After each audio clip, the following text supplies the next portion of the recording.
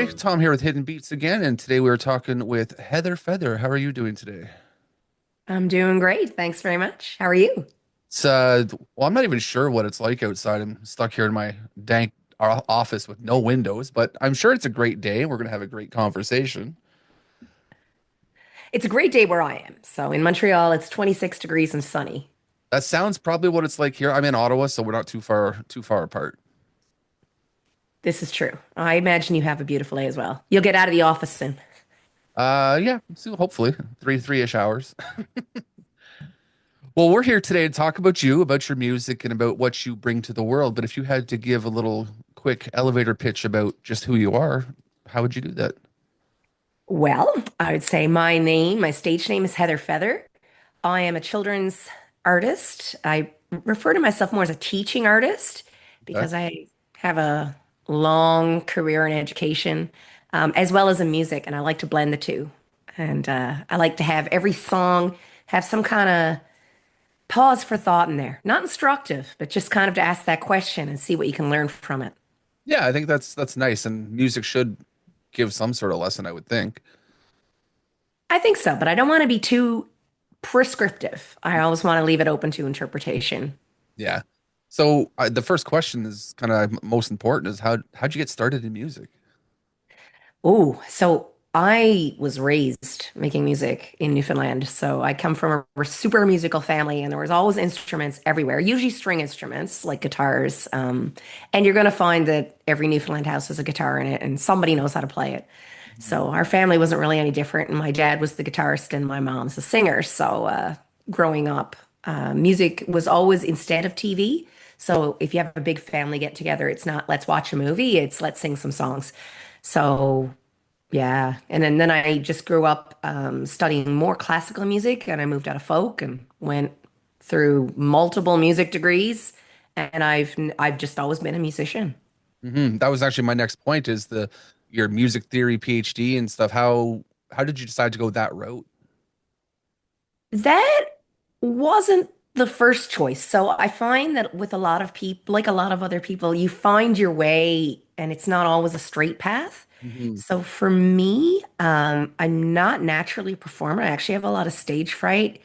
And I prefer being a part of something and hiding the background. So Okay. I decided to go to music school, but as a French horn player, not as a singer. So I had the option to do both. And I like playing the French horn because I'm literally in the back of the orchestra, like next to the percussion section. Yeah. And so I'm just hanging out back there. And I could be just like writing notes on my stand to somebody and playing X and O's when I'm not playing. And I get to be part of something great, but I'm not the star. And I like that. So as I'm going through music school, I'm thinking, well, I would like to write music. So first I studied as a composer, started my master's degree as a composer, and then realized, I like trying to figure out more like what ha is happening in other people's music and how I can better interpret it. And that's what led me to theory. So it So was kind of like a, you yeah, know? that was actually I wasn't even sure what music theory fully entailed, but it's more, I guess, like in thought process on other people's work. Absolutely. And it's kind of like interpreting what makes music sound the way it does. So, Okay. like when you hear peace and you think, that makes me sad. Well, a music theorist is a person that figures out why that makes you sad Okay. I mean, that's using like math modeling or just like looking back in history at what other composers did in the classical period and then going up to modern day. So it's a fun field. yeah, like musical anthropology, really. Really, yes. And the best way to do theory is to be an anthropologist. And that's something that not every theorist does, but it's definitely something that I believe in. I have a lot of friends who are ethnomusicologists, and that viewpoint takes the view of considering ourselves as the other. So there's no such thing as me-centric. Yeah. So like I'm the other, you're the other, everyone's the other. Let's just see what's here. Oh, it's interesting. Called, I like that thought. yeah, like being totally neutral and not assuming that everybody does what you do or knows what you know or has heard what you heard. Hmm. So going into your own music at this point, who like what kind of stuff influences your sounds as you're building things now? So for me, I'm strongly influenced by jazz and swing. And I find that that's a really fun vibe to connect to kids through. Obviously, like pop, Kind of like 60s rockabilly is fun. It's got a good beat. But I kind of use whatever genre that I feel reflects the emotion that I'm trying to get through to the kids. Okay. Or, like I utilize as a theorist the best model for this feeling and this topic would be this for this reason. And so I kind of dip into different styles. Mhm. I am strongly drawn to jazz, and I did do a fair amount of jazz study and arranging in my undergrad. And so that's kind of like the underlying. You hear a lot of swing in there, even when you do hear other things. You'd be like, oh man, that is pure funk. But wait, there's some jazz in there and there's some swing too. So what was the motivation to start working on kids' music and kind of go in that direction? That was actually just because of the way that life fell. So I always figured that I'd stay working in music theory, and I was teaching at McGill. I taught during my master's in Ohio at Bowling Green State, and I got really, really sick as I was finishing the PhD. And it turned out that I have multiple sclerosis, and with any autoimmune condition, one of the things to managing it is figuring out what your triggers are, and one of mine is big time stress. Okay.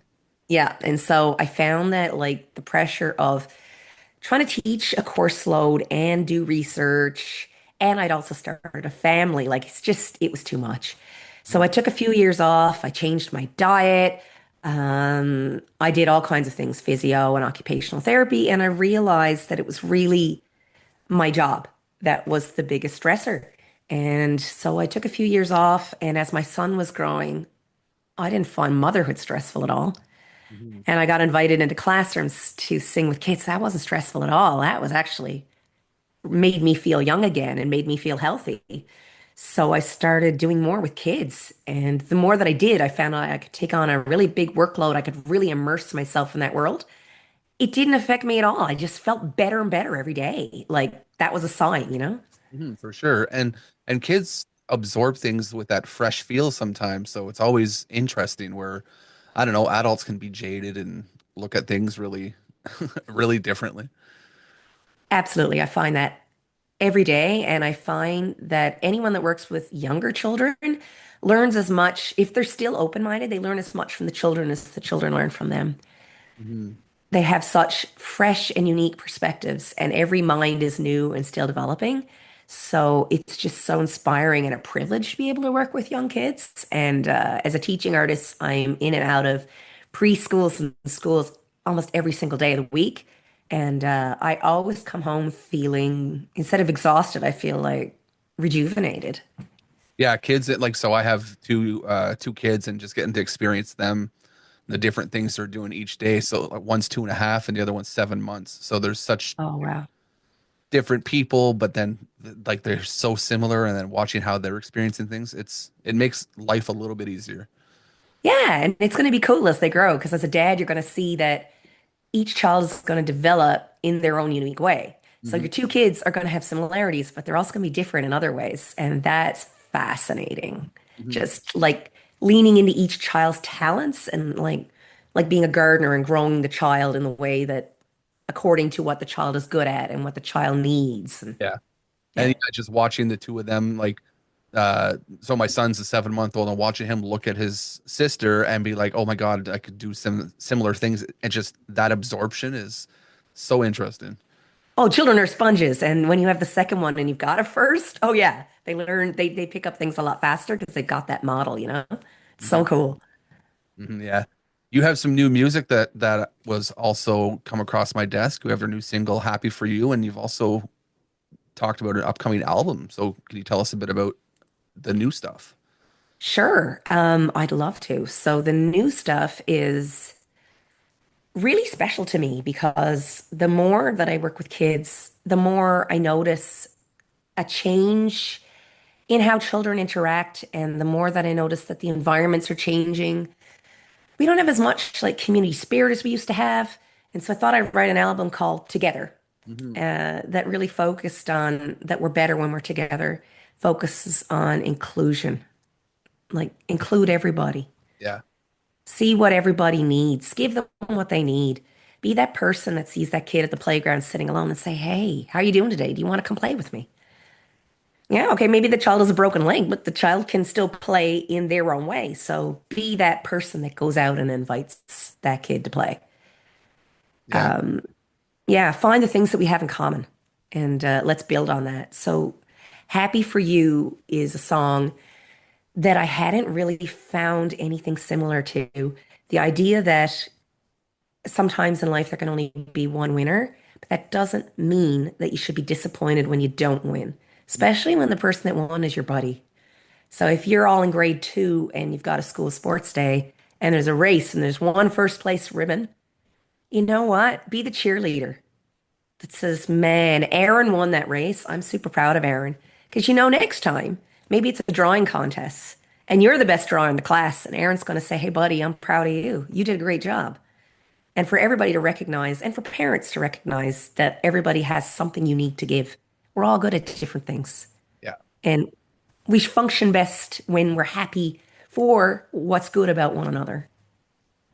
No, for sure. And it's interesting trying to teach kids that exact sentiment sometimes and watching how they adapt to that because they're not exactly like that all the time. They want to be a little selfish. This is mine. This is mine. Like I'm going through that literally right now in some cases. So Absolutely. And it's not really until about 4 or 5 years old that we really start working on that.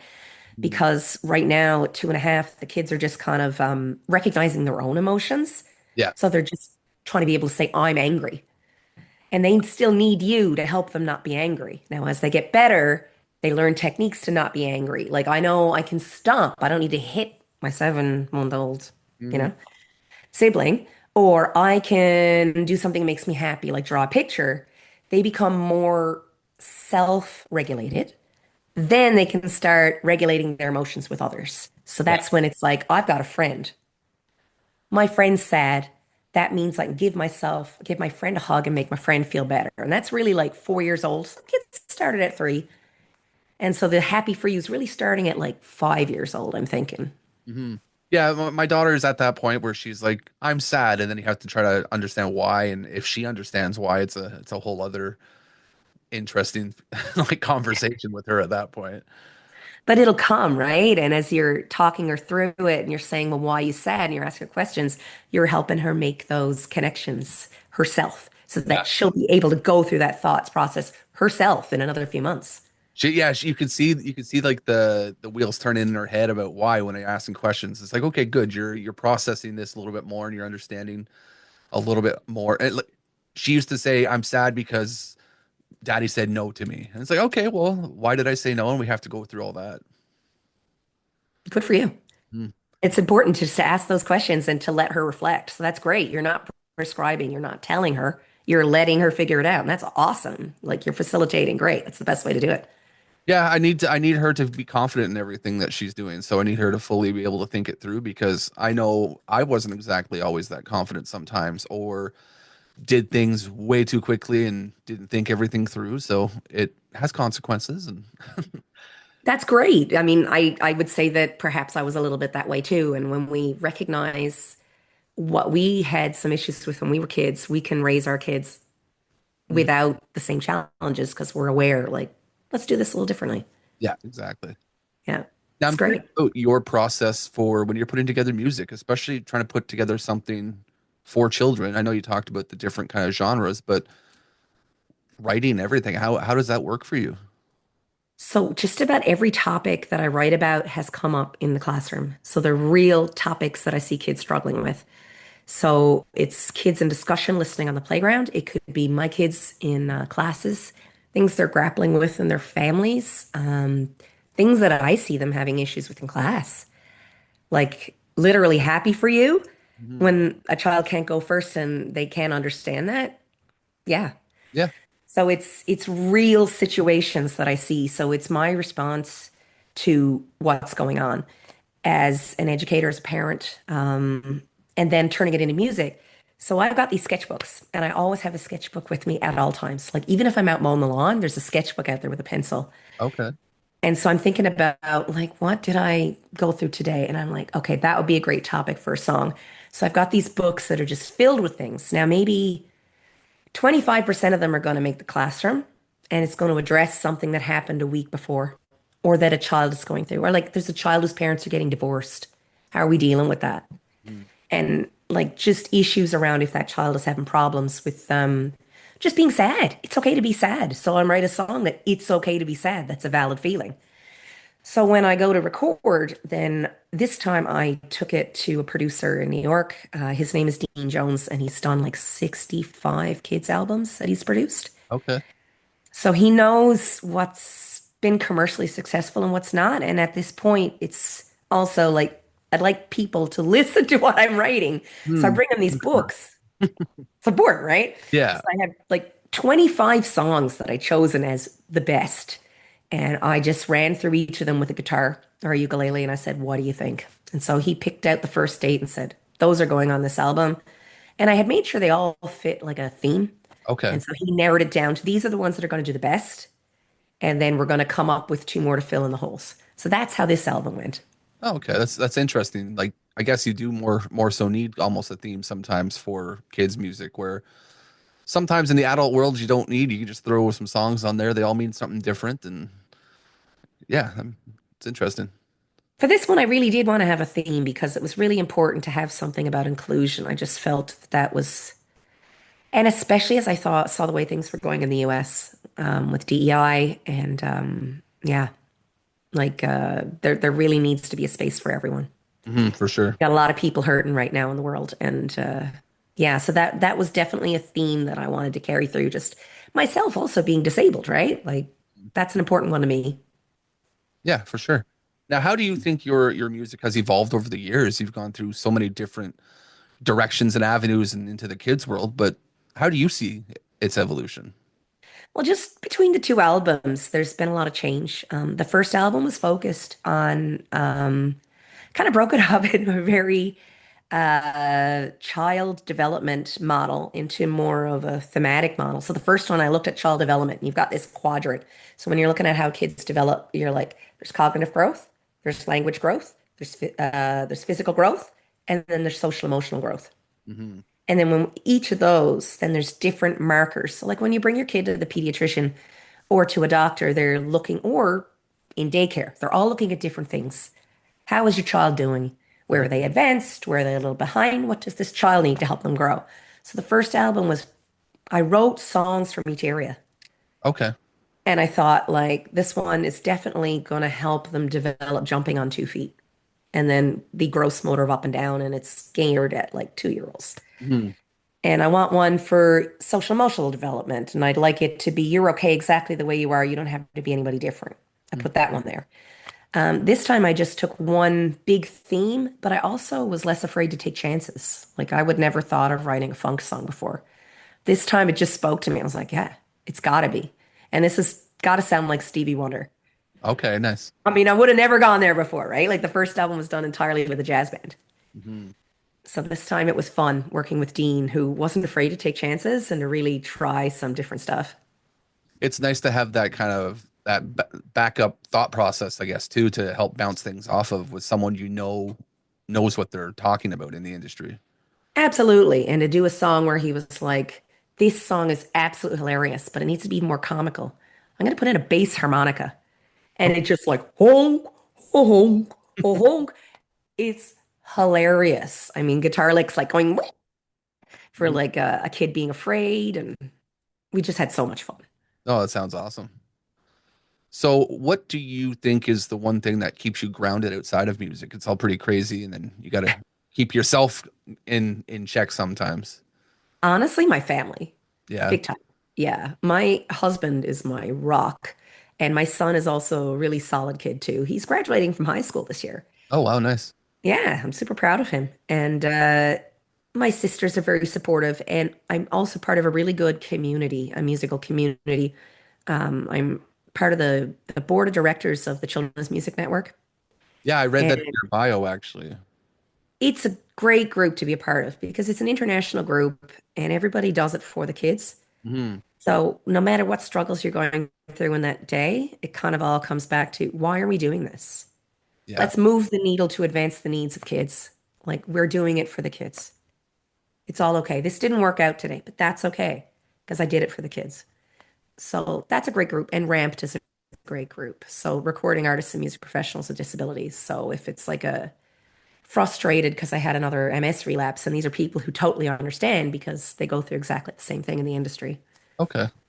And they still manage, we managed to find workarounds to still do what we want to do. And that's very inspiring too. So that's kind of these are my two uplifting groups. And then I've got my family that grounds me as well. Yeah, nice trifecta of helping everything balance itself out. Yeah, life is about people and about relationships. And I'm really lucky to have some really solid ones in my life. And I'm very thankful for that. Great friends and yeah. There was a time where I thought life I could be never see another face again and be more than okay with it. And then you kind of realize things change as you get older, and the whole thing with having kids and life just took a whole different pathway that way. And yeah, it makes life unique and interesting more so.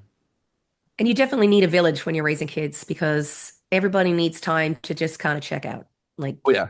kids are exhausting. And it's okay to say they're exhausted. It's okay to be frustrated as a parent. It's okay to say, I literally cannot handle this right now. I need to walk away. I'm fuming. Like Hmm. I've dealt with this issue 5 times today. Please, somebody else take over. I just need to go for a walk for 10 minutes. Like Yeah. all of these are valid, right? Yeah, I So that's why speak that of my community is wife so big. because my wife has she's off work, so she's taking care of the kids like the majority of the time. So when I get the chance to step in, it's like, okay, I could see that extra relaxation that she's gonna have for a few minutes just to hopefully center herself. Absolutely. So important. And it's great that you guys tag team like that. It's nice too because I work from home, so if I do really need to step in at any point, I can step away from my desk and go take over and have that balance that way.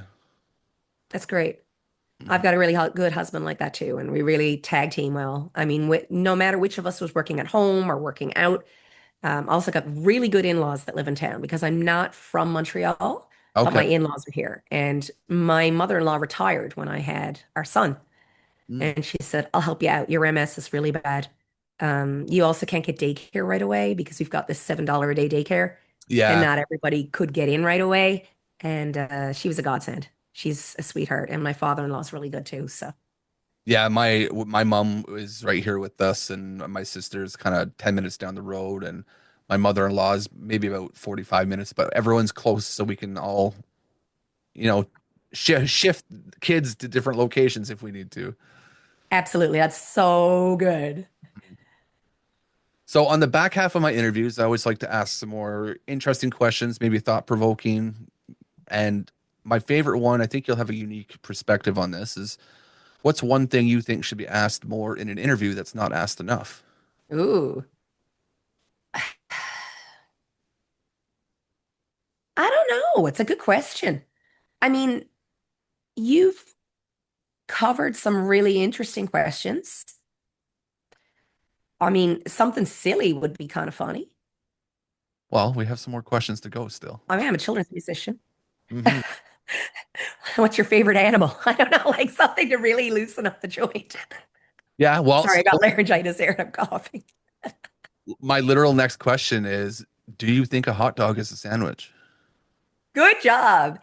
I think it qualifies as a cam sandwich because it is a piece of meat in between some slices of bread. So yeah, I think so.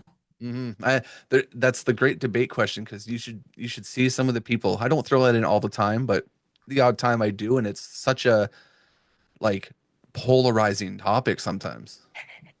I don't think it's one to really lose sleep over, but you're right. I mean, you'd either be like a purist who says, "No, man, it's a hot dog." Mhm. Yeah, I Mhm. can see that. As a gluten-free vegan, I have a different perspective on that. Like I have a very, what is a sandwich? A sandwich is things between bread, so, and that's so everything is classified because it's not something I eat, right? Yeah, so I guess that makes yeah. See, like unique perspectives on things. Yep. So from my perspective, anything like that is a sandwich because Mhm. I'm not a bread eater. There you go. Now this is a fun one. Who plays you in the movie of your life? Ooh. I've been told that when I was younger, Emma Stone, I look a little bit like Emma Stone. I think I'd have to be like 20 pounds thinner though, at least in the face. But that would be It kind of cool. it's your She's movie. got great eyes too, so I'd be honored. There you She's go. And it's your movie. You get to schedule, plan anyone you want to be there. So Oh yeah, well, I mean, if it was personality, put Drew Barrymore in there. She's a scream. there you go. Oh yeah. Now, interesting question. And then I called this the favorite child question. If you had to pick a song to introduce to a brand new fan for the very first time, what's the first one they have to listen to?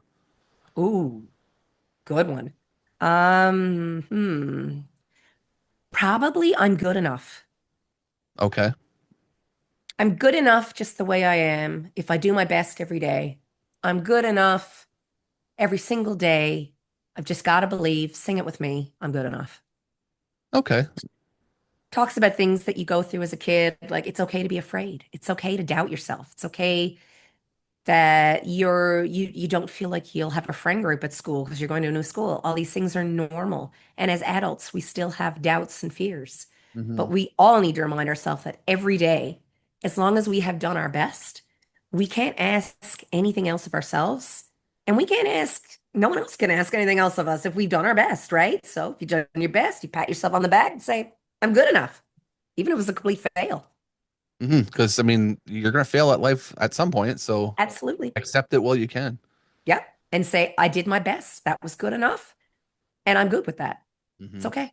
No, I like that, and that's a nice open door to more of the subjects that you have in your songs too. Thanks. I mean, I feel like it that way too, because there's all kinds of ways you could open the verses. Like, can you tell me a time that you don't feel good enough? Hmm. You know? Yeah, I'm gonna play that one for my daughter later. So that would Thanks. see what she thinks and see if we can get her into some more tunes. Because right now we have it's like Blippy and Miss Rachel and stuff like that that are repeated over and over again. And That's normal at that age. Well, at 2.5, you might want to start her on something like I have a tune called Ants in My Pants, and that is one that really gets the kids moving at that age. And it's got a lot of up and down, and a lot of foolishness. There actually is a big meaning behind it, hmm. but you have to look for the meaning. So it's like I've got ants in my pants. I can't get them out. I'll shake them. But Yeah. I can't get the ants out. So then I move them to my shirt. Then I can't get them out. They won't stop scratching me. So I put them in my hair. And at the end, you find out it's because you sat on an anthill. And so the ant thought, you want to play with me. Hmm. And the moral of the story is while the kids are having fun and they just think it's hilarious, if you have a problem with a friend, you might want to talk to them right away Hmm. instead of just avoiding the problem by moving the ant to the shirt and then putting it in your hair and avoiding it, right? Yeah, for sure. And I think that's actually something that she would probably understand. I think now she's getting into that point where it makes sense for something like that. Just deal with it right away and laugh while you're at it. Yeah. Yeah, and I teach her to be a little bit goofy as much as possible, so she's gonna have more fun, especially jumping around and the whole idea of just ants in her pants. She's gonna get a kick out of that. If life isn't funny, if you can't laugh every day, then like, what are you doing? You're doing something wrong. Yeah. Absolutely. All right, so a couple more questions here. What motivates you to keep walking the musical road and kind of doing what you're doing right now? My love of kids, honestly. Um, and kind of selfishly, it makes me happy to be working with them. Hmm. So I consider it an honor and a privilege. So it's certainly not, you don't make children's music for the money. In Yeah. general, you don't record for money. It's an expensive way to go, But if you truly believe in what you're doing and you enjoy it, then why not? Yeah. Well, I mean, that's the perfect answer to that question, I would say. Well, Okay, thanks. one more here. Well, I guess two more. What are some of the future milestones you're looking to hit? We have the album coming out, but what's kind of next for you? Well, I just won an ECMA. That feels really good. Hmm. So it would be, I mean, awards. I don't write music for awards, but that was a big wow. Um, I look forward to touring. I would love to do a tour, and I'd like to do more teaching artist work. And there may be something coming in the future, but I can't really say it yet. So that would be a big thing for me to take this album and go on the road and go into schools because right now I'm primarily preschool. Okay. And this album I consider to be more like 4 years old to grade six. Okay. So like a nice middle school range. Exactly. So I'd love to go around to a bunch of middle schools and present. Yeah. Yeah, that could be interesting. Yeah. All right, and last but not least, most important question of all, are you happy? Absolutely. I'm like the happiest person. It's like the you can't bring me down. I mean, And that's I good to think hear. I just decided like one day, it's like I'm happy who I am. I've accepted who I am. And I know that it actually it's one of the reasons I wrote I'm good enough that I go to bed every night saying, did I do my best? Yes. Did I make somebody happy today? Yes. So then I feel happy. I'm good enough. Good night. Yeah, No regrets. that's perfect. I know that feeling when you finally click into like accepting who you are and everything. I know I went through that when I was younger and realizing like I'm a big boy. I was teased a lot, and once I got to a point where it's like, what? That doesn't matter. There's who cares what those people think, and you realize you are Yeah. good enough. That exact sentiment for the song, really. And it's hard because so many people go through that kind of thing. I had a really, really horrible childhood with bullying. And then, when I got sick and it was kind of like I have so many reasons not to be happy. But Mhm. when you decide I'm going to be happy because I want to be happy and you make the best of it, yeah, Yeah. that's when it clicks and it's great. Like you said, it's awesome. Well, that's all the fun notes I have down here. Is there any final words of wisdom you want to leave to people? Enjoy music with your kids. Hmm. You can put music on for them, but it's best when you engage with them. So a lot of us that write music for kids would really like you to be singing along with them and to be dancing with them and find the music that makes you happy when you listen to it with them. It's the message, but it's also the vibe. Like music is something to be enjoyed. It's something to celebrate too. Yeah, So really, that's what that's my thing. Like I'm in the music industry in a sense where I see so much come across my desk and I'm at festivals, all those things. So I love sharing music with the kids as much as possible. Like we've developed little things like for bedtime, we have a nice cellos playlist that I put on for them so they go to sleep. But then my daughter likes death metal sometimes in the car so she can throw her rock fingers up, and we have so much fun just doing different things. It's music is a great tool to connect with everyone, really. it is, and it's great through the generations too. So yeah, that's something else to play it with all the generations of your family and to Mhm. really celebrate together. Let it bring you together. Good Yeah. job. I think I always feel like I'm doing okay. So it's I not. think you're doing awesome. Yeah. Yeah, no, I appreciate that. Well, like I said, that's all I have. It's great to kind of get to pick your brain and see what you bring to the world. Thank you very much for interviewing me and letting me have a chance to share. I don't know if I shared anything earth-shattering, but I'm just kind of like this happy-go-lucky person who writes kids' music. It's a nice perspective though, because you don't see like we have X amount of fans. You may get more fans out of this, but they're gonna see a different, unique perspective from someone else in music that's interesting stories and thought processes behind things. And that's kind of the way we are for Hidden Beats here. But where can people find you on social media? If you look up Heather Feather Children's Music, you'll find me everywhere. So my YouTube channel is Heather Feather Children's Music. That's also on Instagram, Okay. Facebook. Actually, I'm on Pandora as well, like US streaming platforms and Okay, nice. Deezer, just about everything. Well, we'll So try to make sure we link as much as we can in the description so people can find you easier. thanks very much. I really appreciate it. All right. Well, we're going to sign off, and I hope you enjoy the rest of your day. A nice sunny day out, and I'm sure I'll get some sun at some point. Thanks. Get out there with the kids and go run around on the lawn. Yeah. All right. We'll sign off. Thank you. Take care. Bye now.